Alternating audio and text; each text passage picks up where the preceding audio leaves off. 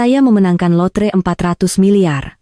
Seluruh keluarga mengangkat gelas untuk merayakan. Tangan suamiku gemetar saat dia minum. Ada yang tidak beres.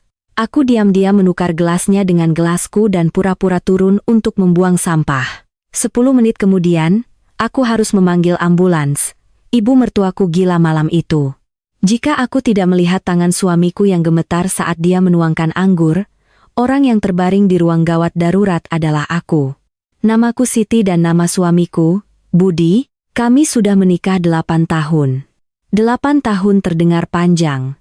Tapi melihat ke belakang, aku menyadari bahwa sebagian besar pernikahan kami, aku hidup seperti seseorang yang meminjam kebahagiaan. Aku mencoba menanggung segalanya, untuk memahami, untuk memainkan peran istri dan menantu perempuan dengan sempurna. Tapi malam itu, segalanya berubah. Aku masih ingat sore itu dengan sangat jelas. Aku baru saja pulang kerja melihat Budi berdiri di tengah ruang tamu memegang selembar kertas kecil. Wajahnya memerah. Dia gemetar begitu hebat sehingga kertas itu ikut bergetar bersamanya. Begitu dia melihatku masuk, dia berteriak, "Kamu menang, Siti. Kamu menang." Aku masih tidak mengerti apa yang terjadi.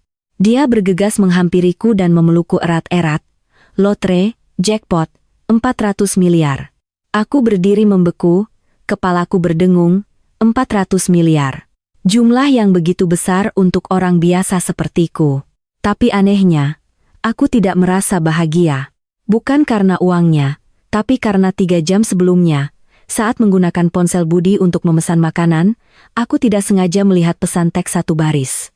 "Ini ada di tanganmu sekarang. Lakukan. Jangan ragu." Pesan itu dari kontak yang disimpan sebagai ibu. Aku tidak membaca lebih jauh. Tapi intuisi wanita mengirimkan dingin di tulang belakangku. "Siti, apa kamu mendengarku?" Budi mengguncangku. Aku memaksakan senyum. "Ya, aku mendengarmu." Dia menyeringai lebar sampai matanya berkerut. 400 miliar rupiah setelah pajak. Itu masih lebih dari 300 miliar rupiah. Dia berputar-putar di ruang tamu seperti anak kecil. Aku sudah menelepon orang tuaku dan adikku untuk datang. Kita akan merayakan malam ini. Aku menatapnya, pria yang telah tidur di sampingku selama 8 tahun. Ada saat-saat aku pikir aku mengenalnya, tapi hari itu wajahnya tiba-tiba tampak seperti orang asing.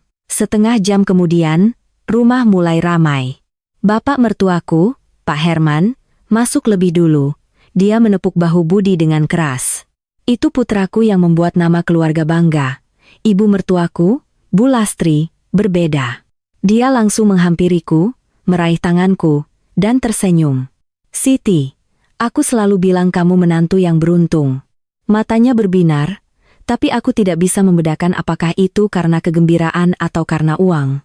Yang terakhir datang adalah adik iparku, Rani. Dia mengenakan pakaian desainer baru, mungkin dibeli dengan kartu kreditku. "Kamu benar-benar menang?" Rani berteriak. 400 miliar? Budi berseri-seri. "Setelah pajak, mungkin lebih dari 300 miliar. Rani segera mengaitkan lengannya ke lenganku. "Oh, ipar. Itu luar biasa. Aku sudah mengincar rumah pantai di Bali. Harganya hanya 200 miliar.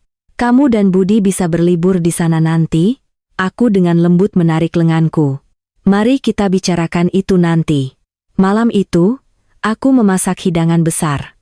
Meja makan dipenuhi hidangan, ayam panggang, kentang tumbuk, kaserol kacang hijau, total 12 hidangan. Mertuaku makan dan minum dengan gembira seolah uang itu sudah ada di kantong mereka. Saat makan, Rani berkata, "Kamu akan mengambil uangnya besok, kan?" Budi mengangguk. Bu Lastri segera menyahut, "Kamu harus hati-hati dengan uang. Kenapa tidak kamu transfer semuanya ke rekening ayahmu? Ayahmu dulu seorang akuntan. Dia tahu cara mengelolanya." Aku meletakkan garpuku. "Ruangan hening. Kenapa ditransfer ke ayah?" Tanyaku.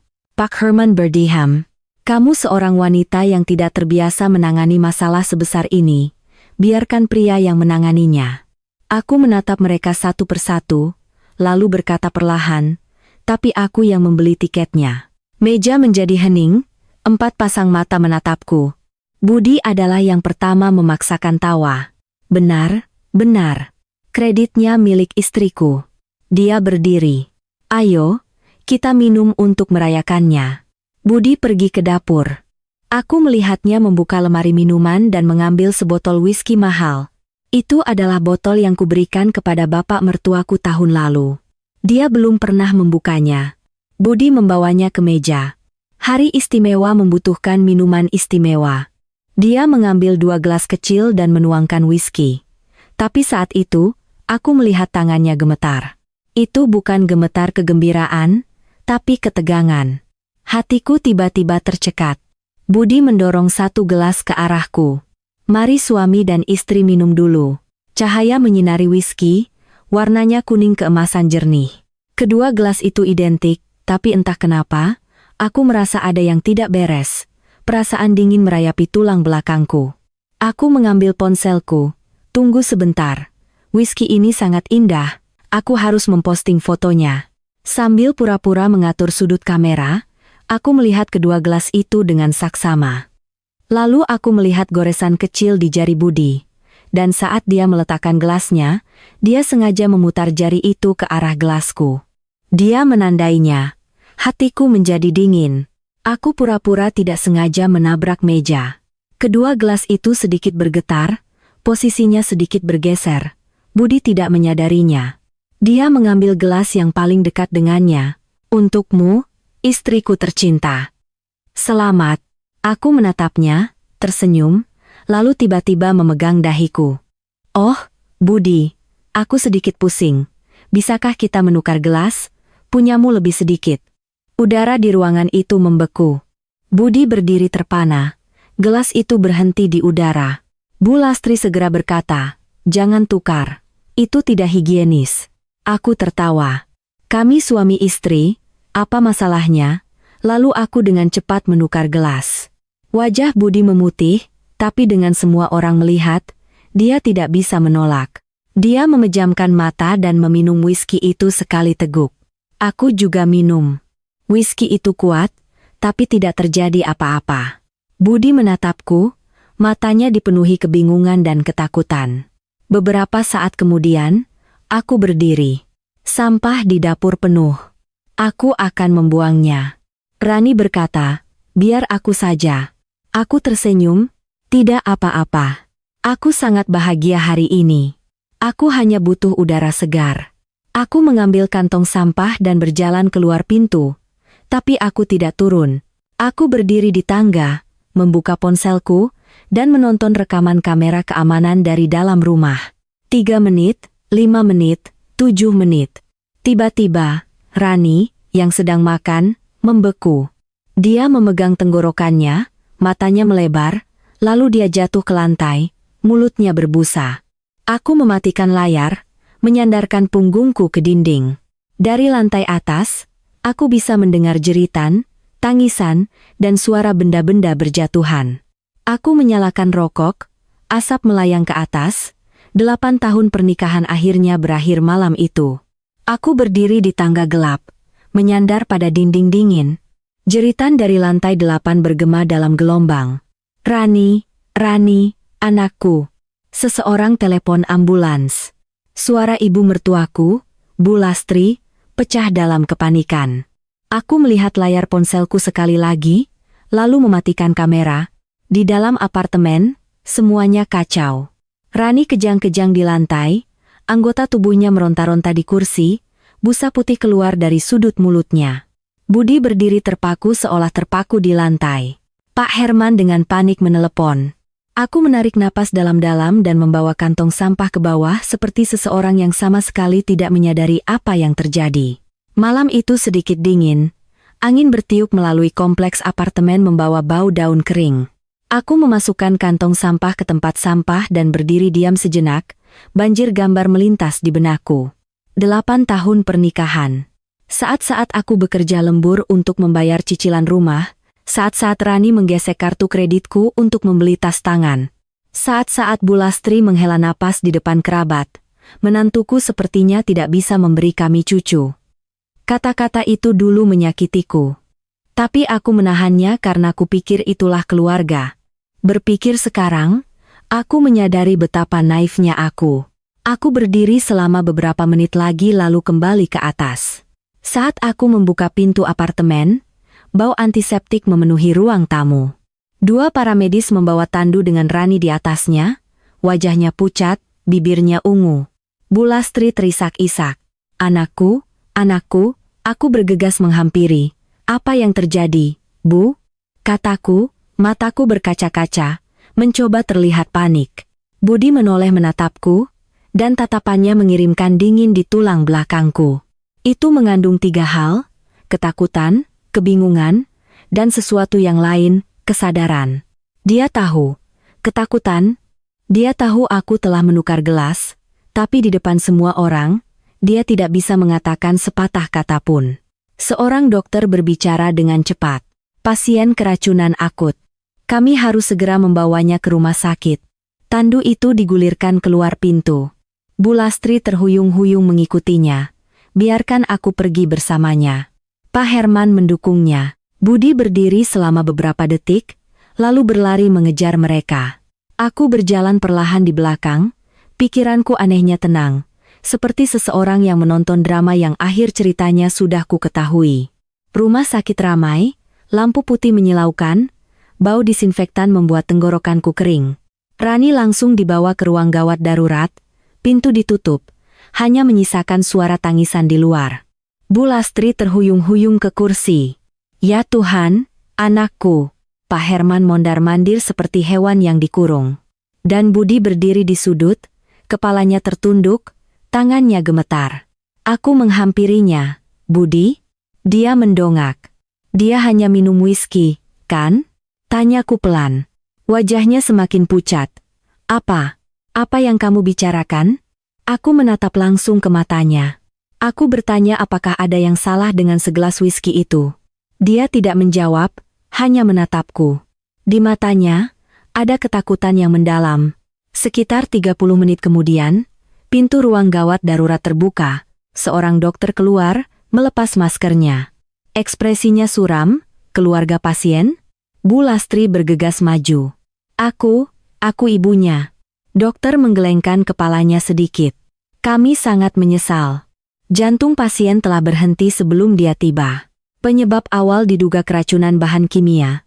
Udara seolah membeku, lalu tiba-tiba Bu Lastri berteriak, "Tidak!" Dia ambruk ke lantai. Pak Herman memegang kepalanya. Anakku. Aku berdiri diam, jantungku berdebar, tapi wajahku mempertahankan ekspresi kesedihan karena saat itu, semuanya baru saja dimulai. Beberapa saat kemudian, Budi melangkah keluar ke lorong. Dia melihat sekeliling, lalu menarikku ke sudut terpencil. Tangannya mencengkeram bahuku erat-erat.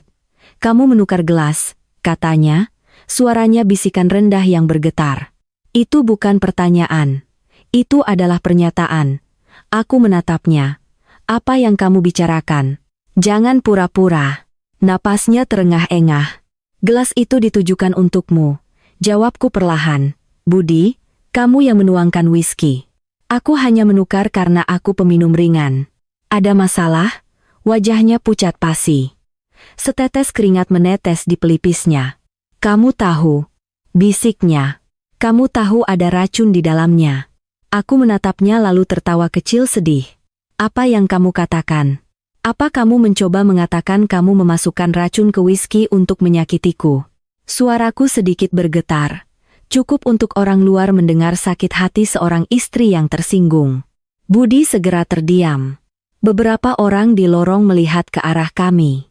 Dia melepaskan lenganku dan mundur 2 langkah. "Tidak, aku tidak." Aku merendahkan suaraku. "Budi, jika gelas itu benar-benar ada racunnya, maka orang yang seharusnya meminumnya adalah aku." Dia tidak berkata apa-apa lagi. Hanya menatapku seolah aku orang asing. Saat itu, 2 polisi masuk, salah satunya berkata, "Keluarga Rani Herman." Pak Herman berdiri. Aku ayahnya." Polisi mengangguk. Rumah sakit melaporkan tanda-tanda keracunan yang tidak biasa. "Kami perlu mengajukan beberapa pertanyaan." Lorong hening. Bu Lastri sambil terisak berkata, "Dia hanya minum whisky." Polisi menoleh ke Budi. kamu yang menuangkan minuman. Wajahnya memucat. Ya, bisakah kamu menceritakan seluruh malam itu untuk kami? Dia melirikku. Matanya dipenuhi kebingungan. Aku tahu apa yang dia pikirkan. Jika dia mengatakan yang sebenarnya, dia harus menjelaskan mengapa whisky itu diracun. Jika dia berbohong, segalanya bisa lepas kendali. Akhirnya, dia hanya berkata, kami makan malam keluarga normal. Lalu kami minum untuk merayakan. Adikku minum 1 gelas lalu dia pingsan. Polisi mencatat, di mana botol whisky? Pak Herman menjawab, di rumah. Polisi mengangguk, kami perlu mengambilnya sebagai sampel. Lalu dia menatap kami semua. Selama penyelidikan, kami mengharapkan kerjasama penuh Anda. Tidak ada yang tidur malam itu. Bu Lastri menangis sampai suaranya serak. Pak Herman duduk diam seperti patung. Sedangkan Budi, dia terus menatapku seolah dia ingin bertanya sesuatu, tapi tidak berani. Menjelang fajar, dia keluar ke balkon. Aku mengikutinya. Di luar, langit mulai cerah. Dia berkata pelan, Siti. Aku tetap diam. Aku tidak berpikir akan berakhir seperti ini. Aku menatapnya. Apa yang tidak akan? Dia menggigit bibirnya.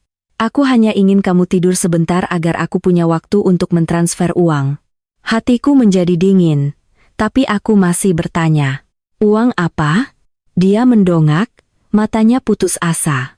300-an miliar, ibu dan ayah bilang. Kalau kamu menyimpannya, kamu akan menceraikanku. Aku hanya ingin menjaga keluarga kita tetap bersama. Aku menatap pria di hadapanku dan tiba-tiba merasa lucu. Menjaga keluarga tetap bersama dengan meracuni minuman istrinya. Dia menundukkan kepalanya dan tidak berkata apa-apa. Setelah beberapa saat, dia bertanya dengan suara serak. Kamu tahu sebelumnya, kan? Aku melihat ke langit yang cerah. Budi, menurutmu apa yang akan terjadi tadi malam jika aku tidak menukar gelas? Dia diam. Angin bertiup di balkon, membawa dingin, kataku pelan. Orang yang terbaring di kamar mayat adalah aku di belakang kami. Tangisan Bu Lastri mulai lagi, sebuah keluarga baru saja hancur. Dan ini baru hari pertama, matahari sudah terbit sepenuhnya saat kami meninggalkan rumah sakit. Tidak ada yang tidur, tapi tidak ada yang punya air mata lagi untuk menangis. Bu Lastri hampir kelelahan, terhuyung-huyung di kursi ruang tunggu. Pak Herman diam-diam mengurus dokumen dengan rumah sakit. Budi berdiri di luar di lorong, punggungnya bersandar ke dinding, matanya kosong. Aku duduk di kursi sudut, tanganku terlipat. Tidak ada yang tahu apa yang ada di pikiranku. Semuanya terjadi begitu cepat. Begitu cepat sehingga jika aku tidak tenang, aku bisa saja pingsan saat itu juga. Tapi aku tidak bisa pingsan karena aku tahu betul bahwa drama ini memiliki satu babak penting lagi. Sekitar pukul 08.00 pagi, 2 polisi dari malam sebelumnya kembali ke rumah sakit. Salah satunya berusia 40-an dengan tubuh kekar dan mata tajam, yang lainnya lebih muda, memegang buku catatan. Yang lebih tua memperkenalkan diri. Saya Detektif Ramli dari Unit Investigasi. Dia melihat sekeliling. Kami perlu mengajukan beberapa pertanyaan lagi. Pak Herman segera berdiri. Detektif, kematian putri saya tidak wajar. Anda harus mencari tahu alasannya. Suaranya serak. Detektif Ramli mengangguk.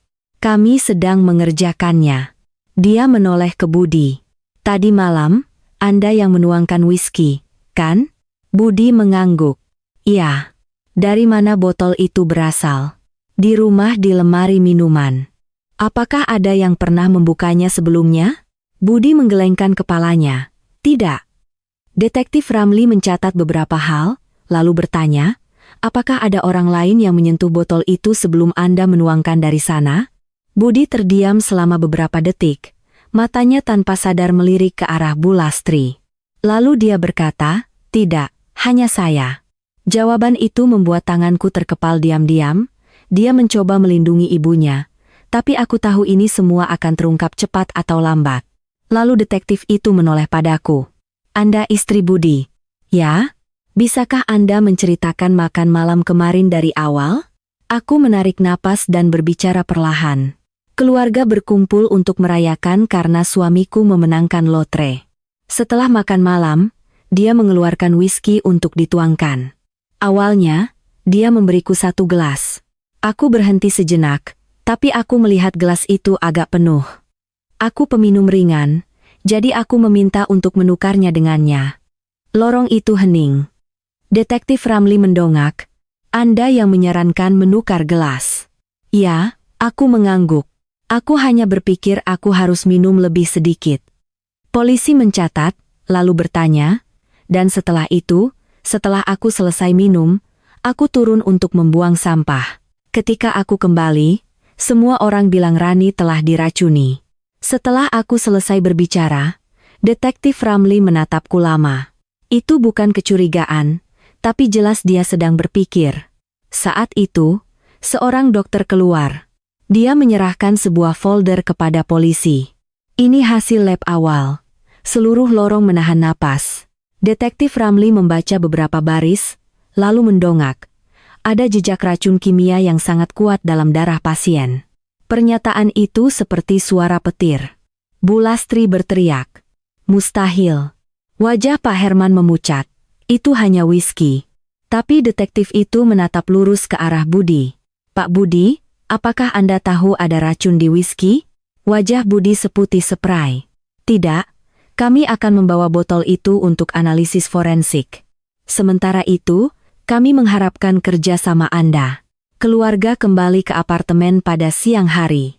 Udara di dalam terasa berat, mencekik. Meja makan tidak disentuh dari tadi malam, piring tidak dicuci, sebuah kursi masih terbalik seperti foto beku. Saat Bu Lastri masuk, dia langsung menangis. Putriku, ya Tuhan, dia ambruk ke kursi.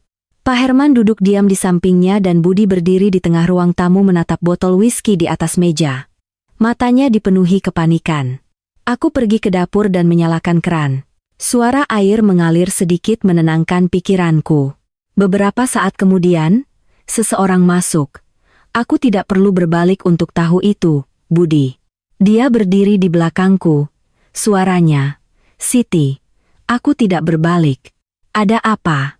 Dia diam selama beberapa detik, lalu berkata pelan. Apa yang kamu rencanakan? Aku mematikan air dan menatapnya. Apa yang kamu tanyakan? Dia menatapku seolah mencari jawaban di mataku. Kamu tahu segalanya, kan? Aku tidak menjawab, hanya bertanya balik. Apa yang kamu pikir aku tahu? Budi gemetar. Ibumu hanya ingin aku tidur sebentar. Kami akan memindahkan uang itu ke rekening ayahmu, dan kemudian kami akan menjelaskannya padamu. Aku tertawa. Itu tawa kecil yang dingin. Budi, apa kamu pikir aku sebodoh itu? Dia menundukkan kepalanya, tidak bisa berbicara. Setelah beberapa saat, aku bertanya, apakah kamu tahu itu racun? Budi menggelengkan kepalanya dengan keras. Tidak, aku bersumpah aku tidak tahu. Ibu bilang itu hanya pil tidur. Suaranya hampir putus asa. Aku menatapnya lama, lalu berkata pelan. Tapi orang yang seharusnya meminum gelas itu adalah aku. Dia tidak bisa menatapku lagi. Sore itu, polisi kembali. Mereka membawa kantong bukti. Botol whisky disegel, dan kedua gelas juga diambil. Sebelum pergi, Detektif Ramli berbalik dan berkata, kami akan mendapatkan hasil lab dalam beberapa hari. Sampai saat itu, tidak ada yang boleh meninggalkan kota. Pintu tertutup dan apartemen tenggelam dalam keheningan. Malam itu, aku sedang duduk di kamarku ketika aku mendengar pertengkaran dari ruang tamu. Itu adalah Bu Lastri yang menjerit. Kamu sangat bodoh. Aku sudah bilang jangan ragu. Yang perlu dia lakukan hanyalah meminumnya dan semuanya akan berakhir. Hatiku berhenti. Aku berdiri di balik pintu, tidak berani bernapas. Suara Budi meninggi. Kamu bilang itu pil tidur. Rani sudah mati. Mati. Ibu, apa kamu mengerti? Bu Lastri terdiam selama beberapa detik. Lalu dia berkata pelan. Lebih baik dia mati. Setidaknya uangnya masih ada. Kalimat itu membuatku merinding. Aku melangkah keluar dari kamar. Ibu dan anak itu segera terdiam. Bu Lastri menatapku, matanya campuran ketakutan dan kebencian. Apa yang kamu dengar? Aku menatapnya dan berkata perlahan. Aku baru saja mendengar seorang ibu yang baru saja kehilangan putrinya. Tapi sepertinya dia tidak terlalu kesakitan. Udara membeku, Bu Lastri mengertakkan gigi. Kamu? Tapi Budi menariknya kembali. Ibu, malam itu aku berbaring di tempat tidur menatap langit-langit, hanya satu pikiran di benakku. Jika aku tidak menukar gelas, aku akan mati. Orang bilang uang mengungkapkan sifat asli seseorang.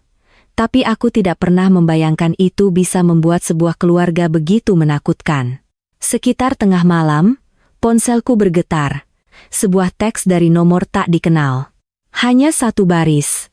Jangan pikir kamu sudah lolos. Aku melihat layar.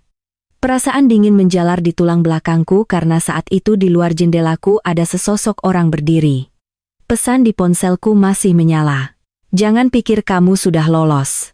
Aku duduk di tempat tidur, jantungku berdebar. Di luar jendela kamar tidur, lampu jalan memancarkan cahaya kuning pucat di dinding. Sesosok orang berdiri di tempat parkir, wajahnya tidak jelas, hanya sosok langsing dan mantel gelap. Aku bangun dan menutup tirai. Dua pikiran ada di benakku, yang satu adalah ketakutan, yang lain adalah kejernihan, karena ketika kamu selamat dari pengalaman nyaris mati, ketakutan berubah. Itu tidak lagi melumpuhkanmu. Itu membuatmu lebih waspada. Aku dengan cepat memotret melalui celah tirai dengan ponselku. Sosok di bawah sepertinya menyadari bahwa mereka sedang diawasi, berbalik, dan berjalan cepat menjauh dari kompleks apartemen. Jantungku masih belum tenang. Siapa yang mengirim pesan itu? Orang luar atau seseorang di rumah ini? Aku melihat layar selama beberapa detik lagi, menyimpan foto itu, lalu mematikan ponselku dan berbaring, tapi aku tidak bisa tidur semalaman. Keesokan paginya, apartemen itu anehnya tenang. Tidak ada lagi tangisan, tidak ada lagi pertengkaran. Aku berjalan keluar ke ruang tamu dan melihat Pak Herman duduk di sofa, matanya merah dan bengkak. Bu Lastri duduk di sampingnya, wajahnya kurus, tapi matanya lebih dingin dari kemarin. Dan Budi berdiri di dekat jendela. Dia berbalik ketika melihatku, tidak berkata apa-apa, hanya menatap. Udara di antara kami seperti dinding tak terlihat. Dinding yang dibangun dari kecurigaan, ketakutan, dan kebencian. Setelah beberapa saat, Pak Herman berbicara lebih dulu. Siti, aku berbalik. Ya, Pak. Dia berdeham. Apa yang telah terjadi. Kita tidak bisa mengubahnya mulai sekarang. Kita harus memikirkan bagaimana cara menyelesaikannya. Suaranya lelah, tapi dia masih berusaha mempertahankan suasana kepala keluarga. Aku bertanya pelan, bagaimana Anda berencana menyelesaikannya, Pak? Sebelum dia bisa menjawab, Bu Lastri menyela, apalagi yang harus dilakukan? Tunggu hasil investigasi. Lalu dia menatap lurus ke arahku, tatapannya setajam pisau. Tapi ada sesuatu yang ingin kutanyakan padamu. Aku tetap diam. Ketika kamu menukar gelas, apakah itu benar-benar tidak sengaja? Pertanyaan itu membuat ruangan terasa berat. Budi menoleh menatapku. Pak Herman juga melihat. Aku tahu momen ini krusial. Jika aku menunjukkan tanda-tanda yang tidak biasa, semuanya akan menjadi rumit. Aku menatap langsung ke arah Bu Lastri. Ya, aku hanya berpikir aku harus minum lebih sedikit. Dia mensibir. Benarkah? Atau apakah kamu tahu sesuatu akan terjadi? Suaranya penuh kecurigaan. Aku sedikit mengernyit. Apa yang kamu sarankan, Bu? Apakah kamu menyiratkan aku tahu whisky itu beracun? Bu Lastri terdiam selama beberapa detik, lalu berkata, aku tidak tahu, tapi ini terlalu banyak kebetulan. Orang yang seharusnya minum gelas itu adalah kamu. Kalimat itu mengejutkan Budi. Dia segera berkata, Ibu. Tapi Bu Lastri tidak berhenti. Dan kamu? Dia menatap Budi. Aku bilang itu hanya pil tidur. Apakah kamu memasukkannya ke dalam minuman? Udara membeku. Aku menatap Budi. Dia berdiri tak bergerak, wajahnya pucat pasi. Pak Herman juga terkejut. Bu Lastri, apa yang kamu bicarakan? Dia bertanya, tapi Bu Lastri tidak menjawabnya. Dia terus menatap Budi. Katakan padaku, apakah kamu memasukkannya? Beberapa detik kemudian, Budi menundukkan kepalanya. Aku melakukannya. Pengakuan itu membuat ruangan meledak. Pak Herman melompat dari kursinya. Apa? Dia menatap putranya seolah dia orang asing. Kamu memasukkan racun ke minuman istrimu sendiri? Suaranya gemetar. Budi tidak berani mendongak. Aku pikir itu pil tidur. Aku tidak tahu itu racun. Pak Herman menoleh ke Bu Lastri. Kamu memberinya obat itu. Bu Lastri mengernyit. Jadi kenapa? Yang perlu menantu lakukan hanyalah tidur selama beberapa jam dan kita bisa mengurus uangnya. Jangan bilang kamu tidak ingin menyimpan uang itu dalam keluarga. Kata-katanya membuatku merinding. Tapi yang lebih mengejutkanku adalah reaksi Pak Herman. Dia menggebrak meja. Kamu gila. Itu pembunuhan. Bu Lastri tertawa. Pembunuhan? Kamu mengatakannya dengan sangat baik. Tapi apakah kamu lupa? Kamu yang menyarankan mentransfer uang itu ke rekeningmu. Ruangan itu meledak untuk kedua kalinya. Pasangan itu saling menatap seperti dua orang asing yang baru saja menemukan rahasia satu sama lain. Aku berdiri di tengah ruangan, diam-diam menyaksikan semuanya.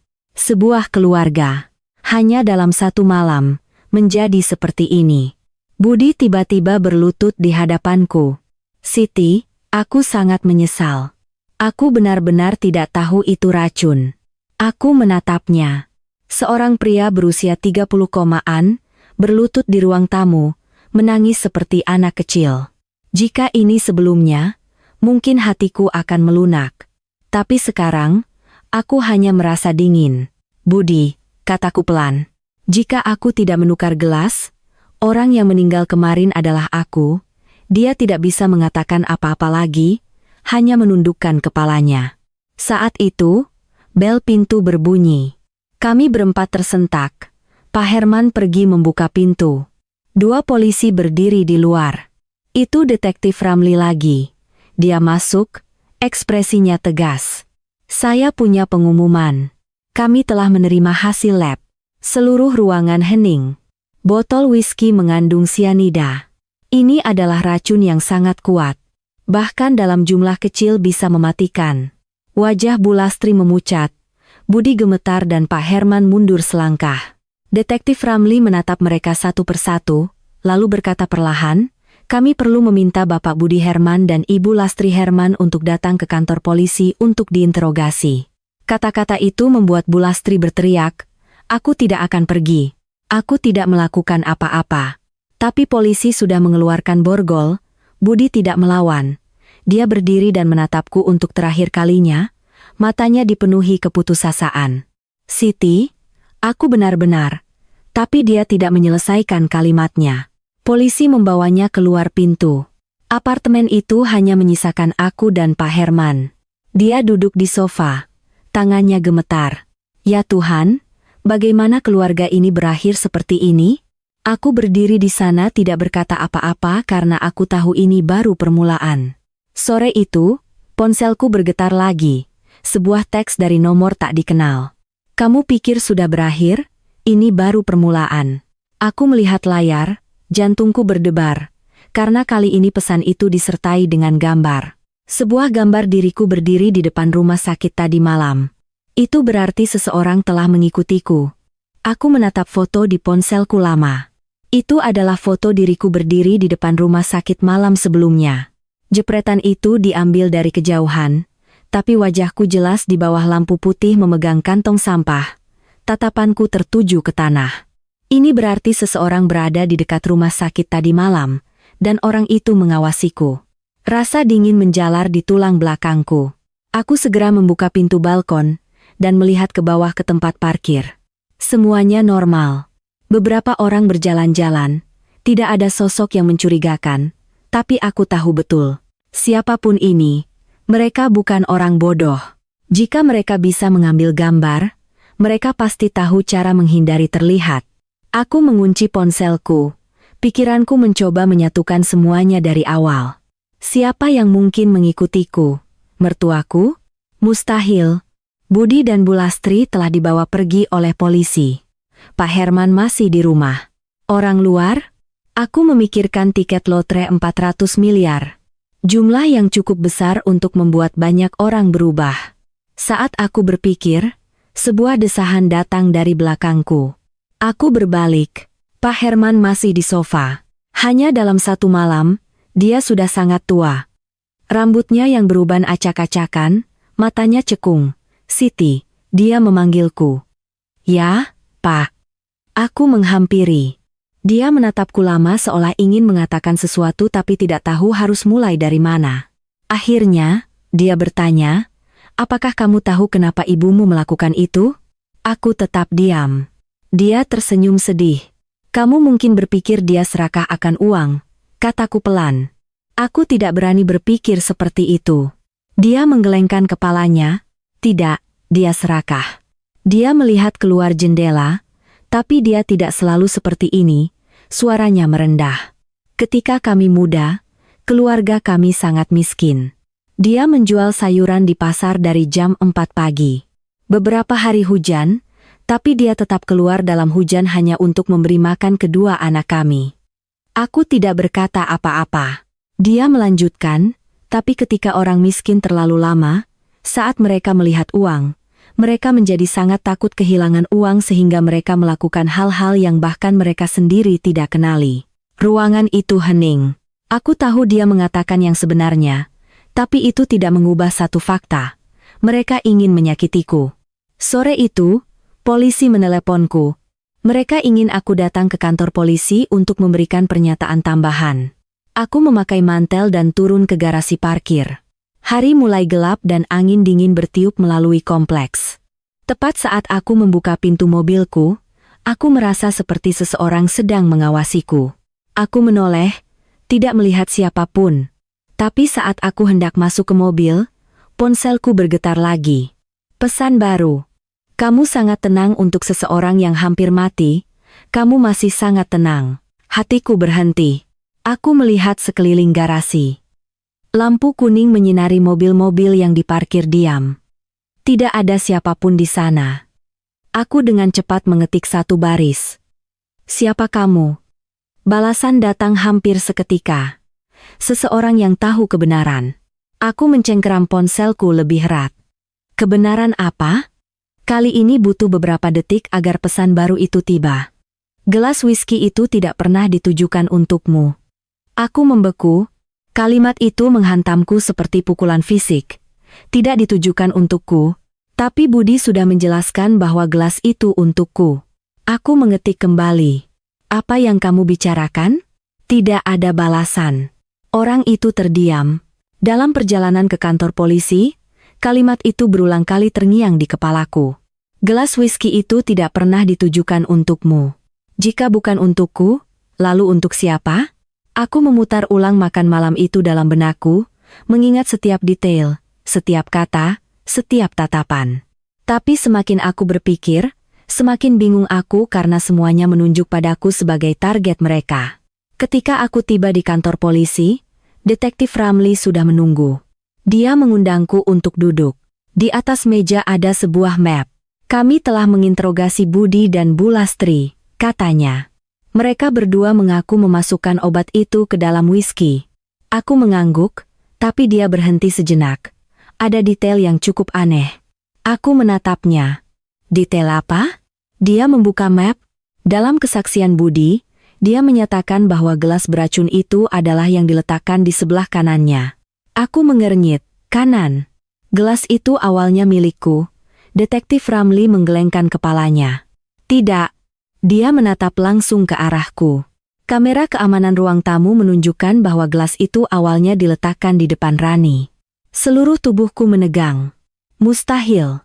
Dia membalikkan monitor komputernya ke arahku. Di sana ada rekaman kamera malam itu. Aku melihatnya dengan jelas. Saat Budi meletakkan kedua gelas di atas meja, yang satu ada di depanku, yang lain ada di depan Rani. Lalu semua orang berbicara selama beberapa menit sebelum aku menyarankan menukar gelas. Aku merasa darah mengalir dari wajahku jika aku tidak menukar gelas. Orang yang minum gelas itu bukan aku. Tapi Rani, kata Detektif Ramli perlahan. Ini berarti bahwa penerima yang dimaksud dari gelas itu adalah adik Budi. Tapi karena kamu menukar, Budi meminumnya. Aku menatap layar, jantungku berdebar. Semuanya mulai tidak dapat dipahami jika mereka ingin menyakitiku. Mengapa gelas itu diletakkan di depan Rani? Aku meninggalkan kantor polisi saat hari sudah benar-benar gelap. Pikiranku kacau. Angin malah membuatku menggigil. Saat itu, ponselku bergetar lagi. Sebuah pesan dari nomor tak dikenal. Kamu mengerti sekarang. Aku mengetik kembali. Apa yang kamu bicarakan? Balasan datang. Orang yang ingin mereka bunuh bukan kamu. Aku berdiri membeku di trotoar. Pesan berikutnya muncul. Itu Rani. Aku berdiri di trotoar lama. Mobil-mobil lewat, lampu depan mereka menyapu trotoar yang dingin dan basah. Di tanganku, layar ponsel masih menyala dengan pesan terakhir. Orang yang ingin mereka bunuh bukan kamu. Itu Rani. Jantungku berdebar kencang. Hembusan angin kencang membuatku menggigil. Jika orang yang ingin mereka sakiti adalah Rani, maka semua yang kupikirkan dari awal salah. Tapi kenapa? Kenapa Budi bilang gelas itu untukku? Kenapa Bu Lastri bilang mereka butuh aku tidur untuk mentransfer uang? Semuanya bertentangan. Aku dengan cepat mengetik satu baris. Siapa kamu? Balasannya cepat. Orang yang melihat semuanya. Aku mencengkeram ponselku lebih erat. Apa yang kamu lihat? Beberapa detik berlalu, pesan berikutnya muncul malam itu di dapur. Seseorang menukar botol whisky. Seluruh tubuhku menegang. Menukar botol. Aku ingat dengan sangat jelas. Malam itu Budi pergi ke dapur untuk mengambil whisky. Dia mengeluarkan sebotol dari lemari. Jika botol itu telah ditukar, lalu siapa yang masuk dapur sebelumnya? Sebuah nama muncul di kepalaku. Rani. Aku mengemudi pulang dalam keadaan hampir trans. Jalan yang familiar terasa asing malam ini. Pikiran yang bertentangan berputar di kepalaku. Jika Rani yang menukar botol itu, maka target awal racun itu bukan aku, juga bukan dia, itu Budi. Pikiran itu membuat jantungku berdebar. Tidak. Mustahil. Tapi jika itu benar, maka kematian Rani adalah sebuah kecelakaan. Sebuah kecelakaan yang dia sebabkan sendiri. Ketika aku kembali ke apartemen, Pak Herman masih di ruang tamu. Lampu kuning menyinari wajahnya yang menua. Dia melihatku masuk. Kamu sudah pulang dari kantor polisi? Ya. Aku melepas mantelku dan duduk di kursi di hadapannya. Setelah beberapa saat, aku bertanya. Pak? Ya. Dia menatapku. Aku berbicara perlahan. Apakah Bapak tidak merasa aneh? Dia mengernyit. Aneh tentang apa? Gelas whisky malam itu awalnya diletakkan di depan Rani. Dia terdiam selama beberapa detik. Lalu menghela napas. Itu bisa jadi kebetulan. Aku menggelengkan kepalaku. Tidak. Aku tidak berpikir itu kebetulan. Dia menatapku dengan saksama. Apa yang kamu curigai? Aku tidak langsung menjawab karena saat itu juga, ponselku bergetar lagi. Sebuah pesan baru. Aku melesat dari tempat dudukku. Garasi parkir bawah tanah sepi. Lampu neon putih dingin menyinari. Aku berjalan perlahan di antara mobil-mobil yang diparkir diam. Kamu di mana? Kataku pelan. Tidak ada jawaban. Tapi beberapa detik kemudian, dari balik tiang beton, seorang pria melangkah keluar. Dia berusia 30-an, tinggi dan langsing, wajahnya samar-samar familiar, tapi aku tidak bisa mengingat di mana aku pernah melihatnya. Dia menatapku. Halo, Siti. Aku mundur setengah langkah. Siapa kamu? Dia tidak langsung menjawab, hanya melirik sekeliling garasi, lalu berkata, namaku Andre. Aku teman Rani. Pernyataan itu mengejutkanku. Teman Rani, dia mengangguk.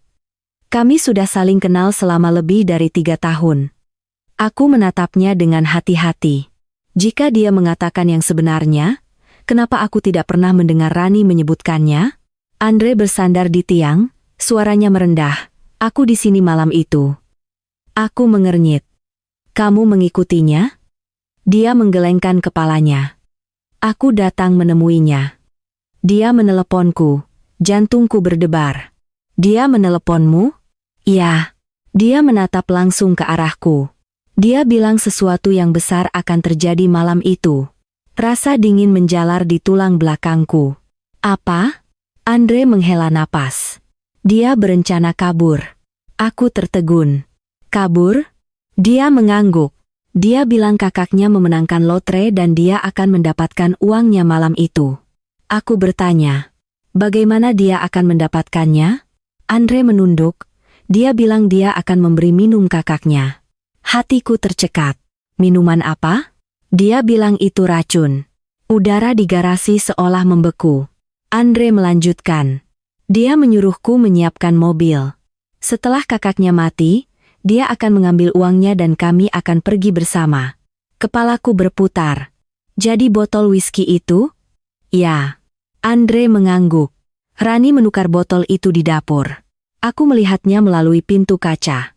Dia memasukkan sesuatu ke dalam botol. Aku mengepalkan tangan, tapi pada akhirnya, dia yang mati. Andre tersenyum sedih karena kamu menukar gelas. Aku terdiam lama. Semua bagian mulai menyatu. Bu Lastri memberi Budi obat untuk menyakitiku. Tapi Rani punya rencananya sendiri. Dia menukar botol itu untuk menyakiti kakaknya sendiri. Dua plot, dua rencana yang berpotongan di malam yang sama, dan hasilnya adalah kematian Rani sendiri. Aku menatap Andre. Kamu mengambil fotoku di rumah sakit. Dia mengangguk. Aku ingin memastikan kamu masih hidup. Aku takut kamu juga terjebak di dalamnya. Aku bertanya. Jadi, kenapa kamu tidak memberitahu polisi ini? Dia terdiam selama beberapa detik, lalu berkata, karena jika aku melakukannya, mereka akan tahu aku membantunya kabur. Aku mengerti. Dia juga tidak sepenuhnya tidak bersalah. Sebelum pergi, Andre mengatakan sesuatu yang membuatku merinding. Siti, ada dua plot pembunuhan malam itu, tapi kurasa dia menatap langsung ke mataku. Mungkin ada yang ketiga. Aku mengernyit. Apa maksudmu? Dia tidak menjawab, hanya berkata, kamu harus hati-hati. Ini belum berakhir. Aku berdiri sendiri di garasi parkir lama. Suara langkah kaki Andre sudah lama memudar, tapi kata-kata terakhirnya bergema di kepalaku. Mungkin ada yang ketiga. Jika itu benar, maka kematian Rani bukan hanya sebuah kecelakaan. Itu bagian dari rencana yang lebih besar. Aku meninggalkan garasi parkir sangat perlahan. Suara langkah kakiku bergema kering di ruang yang dingin dan luas. Kata-kata Andre masih berputar di kepalaku. Ada dua plot pembunuhan malam itu, tapi mungkin ada yang ketiga. Jika memang ada orang ketiga, siapa itu? Aku masuk ke lift, pintu tertutup. Di cermin logam, aku melihat diriku sendiri, wajah pucat, mata penuh keraguan. Aku tidak pernah berpikir pernikahan 8 tahunku akan membawaku ke labirin seperti ini. 1 makan malam, 3 plot, dan 1 kematian. Ketika pintu lift terbuka, apartemen itu masih tenang. Pak Herman masih di ruang tamu. Dia melihat ke TV, tapi layar hanya menampilkan program berita yang sepertinya tidak dia perhatikan. Dia menoleh ketika melihatku. Kenapa kamu lama sekali di bawah? Aku pergi mengambil sesuatu dari mobil, kataku, melepas sepatu. Dia mengangguk, tidak bertanya lagi. Setelah beberapa saat, dia berkata, Siti, ya, Pak. Aku sudah berpikir sepanjang hari ini. Dia menghela napas. Keluarga ini mungkin tidak bisa kembali seperti semula. Aku duduk di kursi di hadapannya. Jangan terlalu banyak berpikir, Pak. Dia tersenyum sedih. Bagaimana aku tidak bisa? Putriku sudah meninggal. Putraku ditangkap dan istriku. Dia berhenti, tidak melanjutkan. Aku tahu dia memikirkan Bu Lastri, seorang ibu yang baru saja kehilangan putrinya, dan juga dibawa pergi oleh polisi karena dicurigai terlibat dalam kematian itu. Setelah beberapa saat, Pak Herman bertanya, Siti, ya. Apakah kamu membenci keluarga ini? Pertanyaan itu mengejutkanku. Aku menatapnya. Seorang pria berusia 60-an, punggungnya sedikit membungkuk, matanya lelah. Dia tidak terlihat seperti seseorang yang mencoba melindungi keluarganya. Dia terlihat seperti seseorang yang baru saja terbangun dari mimpi buruk. Aku berkata pelan. Aku tidak membencimu, Pak. Dia mengangguk, dan Budi, aku terdiam lama. Akhirnya, aku hanya mengatakan satu hal. Aku tidak tahu. Malam itu, aku tidak tidur. Bukan karena aku takut, tapi karena pikiranku masih mencoba menyatukan fragmen-fragmen yang tersebar. Budi dan Bulastri ingin menyakitiku. Rani ingin menyakiti Budi, tapi Andre berkata, mungkin ada orang ketiga. Siapa itu? Aku berbaring menatap langit-langit dan tiba-tiba teringat detail kecil malam itu ketika Budi pergi ke dapur untuk mengambil whisky. Bulastri juga masuk dapur sebelumnya hanya beberapa menit. Tapi saat itu, aku tidak memperhatikan. Hatiku berdebar. Jika dua orang masuk dapur, maka bukan hanya Rani yang punya kesempatan untuk menukar botol itu. Keesokan paginya, ponselku berdering. Nomor tak dikenal, aku menjawab. Apakah ini Siti Herman? Suara seorang pria. Ya, ini Detektif Ramli. Kami perlu bertemu Anda sekali lagi. Ketika aku tiba di kantor polisi, Detektif Ramli berdiri di depan papan tulis di kantornya. Di papan itu ada beberapa foto, botol whisky, kedua gelas, ruang tamu malam itu. Dia berbalik ketika melihatku. Anda sudah di sini? Iya. Dia menunjuk ke sebuah kursi. Silakan duduk. Aku duduk, tapi mataku masih tertuju pada papan itu. Gambar-gambar itu seperti gambar yang perlahan menjadi fokus. Detektif Ramli berkata, kami telah memeriksa ulang semua rekaman kamera keamanan dari apartemen. Hatiku sedikit menegang, dan kami menemukan detail baru. Dia memutar klip video. Di layar ada dapur dari malam itu. Aku melihat Rani. Dia membuka lemari minuman, mengambil sebotol, lalu mengambil sesuatu dari tasnya. Setelah beberapa detik, dia memasukkan sesuatu itu ke dalam botol. Jantungku berdebar. Tapi video itu tidak berhenti. Sekitar 2 menit kemudian, orang lain masuk dapur. Bulastri. Dia membuka lemari, melihat sekeliling, lalu mengambil sebotol whisky lain. Lalu dia mengambil sebungkus kecil dari sakunya dan memasukkannya ke dalam botol. Aku merinding. Itu berarti, bisikku. Detektif Ramli mengangguk. Ya, ada 2 jenis racun berbeda di botol whisky itu. Aku terdiam. 2 racun, 2 orang, 2 rencana, lanjutnya. Racun Rani adalah jenis yang bekerja lambat. Tapi racun Bulastri adalah sianida, itu bisa membunuh seseorang dalam hitungan menit. Aku melihat layar. Gambar Rani berbusa di lantai melintas di benakku. Itu berarti dia meninggal karena racun ibunya sendiri. Aku bertanya pelan. Dan Budi? Detektif Ramli menghela napas. Dia benar-benar percaya itu pil tidur, tapi dia tetap harus bertanggung jawab karena memasukkan obat itu ke dalam gelasmu. Aku mengangguk. Sebelum aku pergi, Detektif Ramli mengatakan sesuatu yang membuatku berhenti. Nona Siti. Aku berbalik. Ya. Dia menatapku, seseorang mengirimi kami video lain. Jantungku berdebar. Video apa? Dia menatap langsung ke mataku. Video yang diambil dari garasi parkir tadi malam, aku merasa tenggorokanku kering. Itu menunjukkan Anda dan seorang pria. Aku langsung tahu siapa yang dia bicarakan. Andre? Detektif Ramli bertanya perlahan. Bisakah Anda menjelaskan mengapa Anda bertemu dengan pria ini? Aku terdiam selama beberapa detik. Kata-kata Andre bergema di kepalaku. Mungkin ada yang ketiga. Jika aku mengatakan semuanya, segalanya akan berubah. Aku menarik napas dan berkata, dia teman Rani. Tatapan Detektif Ramli menajam, dan dia memberitahuku. Aku berhenti, ruangan itu hening, bahwa Ranilah yang memasukkan racun ke dalam botol. Ruang interogasi hening. Setelah aku mengatakan itu, Detektif Ramli tidak langsung menanggapi. Dia hanya menatapku lama, tatapannya tajam, tapi tidak terburu-buru. Aku mengerti. Seorang penyelidik berpengalaman tidak akan mudah percaya kesaksian apapun. Dia menekan sebuah tombol dan monitor yang menampilkan video garasi parkir menjadi gelap.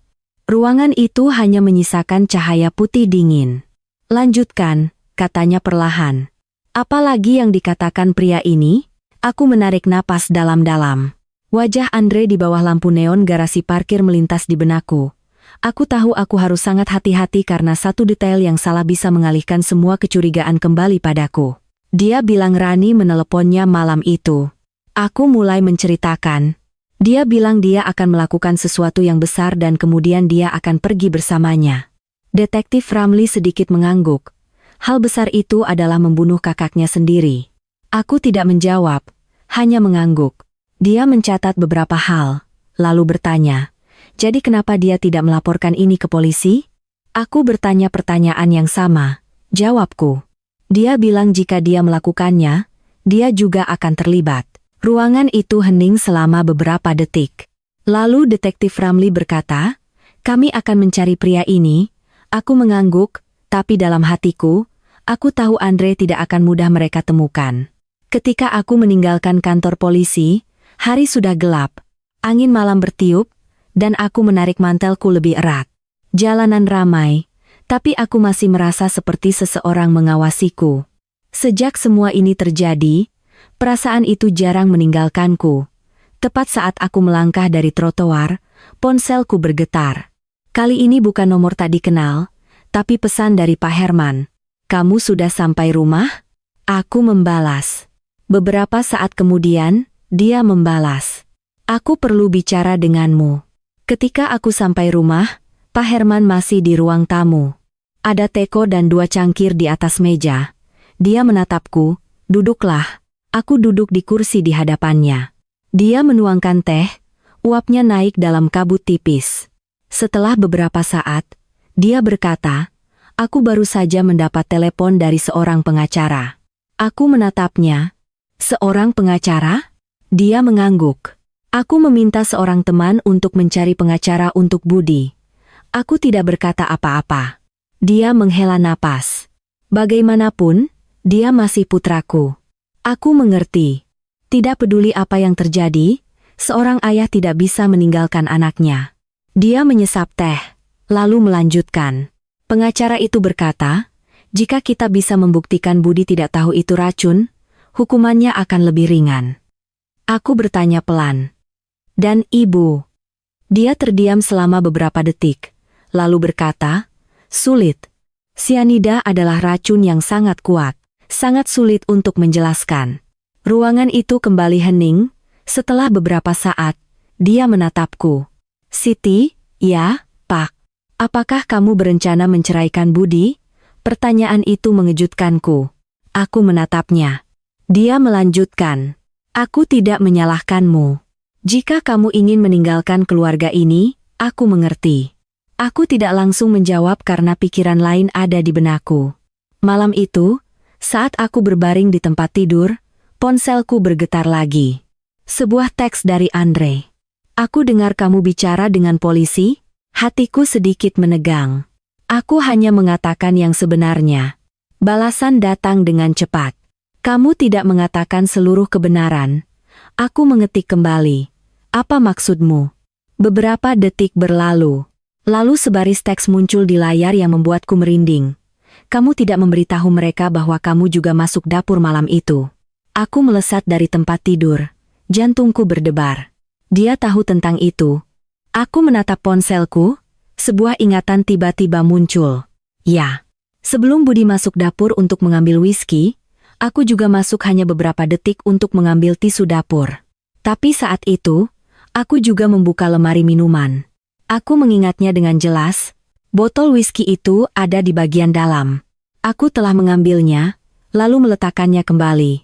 Aku dengan cepat mengetik, apa yang kamu coba katakan? Balasan datang. Aku melihatmu melalui pintu kaca dapur. Kamu mengambil botol itu. Aku merasa tenggorokanku kering. Jadi, apa? Setelah beberapa saat, sebuah pesan baru tiba. Aku hanya penasaran. Apa kamu yakin tidak melakukan hal lain? Aku meletakkan ponsel, kepalaku berputar. Apakah aku melakukan hal lain malam itu? Aku mencoba mengingat, tapi ingatanku samar. Aku hanya ingat bahwa ketika aku memegang botol itu, aku merasa ada yang tidak beres. Tapi aku tidak bisa mengingat apa. Keesokan paginya, ketika aku berjalan keluar ke ruang tamu, aku melihat Pak Herman berdiri di dekat pintu, sebuah amplop di tangannya. Dia menatapku. Siti, ya, seseorang mengirim ini untukmu. Aku mengambil amplop itu. Tidak ada alamat pengirim, di dalamnya hanya ada foto. Aku mengeluarkannya. Jantungku segera mulai berdebar karena di foto itu ada diriku berdiri di dapur malam itu memegang botol whisky. Di balik foto itu ada sebaris tulisan tangan. "Kamu yakin kamu tidak bersalah?" Aku memegang foto itu di tanganku lama. Cahaya pagi memancar melalui jendela ruang tamu, jatuh di atas meja. Tapi di dalam diriku, terasa dingin seolah aku baru saja masuk ke ruangan gelap. Foto itu memang diriku. Aku berdiri di dapur memegang botol whisky.